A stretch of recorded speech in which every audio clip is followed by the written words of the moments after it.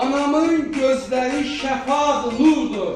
Anamın gözleri şəfadır, nurdur. Qəlbimdə yolunda işıq yandırır. Qəlbimdə yolunda ışıq yandırır. Anamın sözləri vüqar, qürurdur. Anamın sözləri vüqar, qürurdur. Zehnimi, ruhumu işıqlandırır. Zehnimi, ruhumu işıqlandırır. Bəzən hislənəndə çətin anımda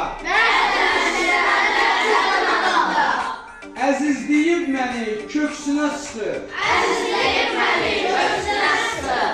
Anam saçlarımı tumarlayanda Anam saçlarımı tumarlayanda bütün ağrılarım yadımdan çıxır. bütün ağrılarım yadımdan çıxır. Sözləri şəfalı, sıralı anam. Sözləri şəfalı, şəfalı anam.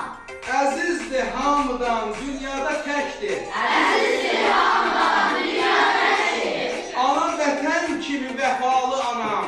Ana vətən kimi vəfalı anam. Mənə həyat verən canlı mələkdir. Mənə həyat verən canlı mələkdir. Anam qurban deyib vətənə məni. Anam qurban deyib vətənə məni. Deyib ki, ən əziz balamsan mənim. Deyib ki, ən əziz balamsan mənim. Oğullar qoruyar ana vətəni. Oğullar qoruyar ana vətəni. Vətəni qoruyan qalamsan mənim. Vətəni qoruyan qalamsan mənim. Oxuyub mühəndis, həkim olsam da, Oxuyub mühəndis, həkim olsam da, mənə igid oğlum deyəcək anam. mənə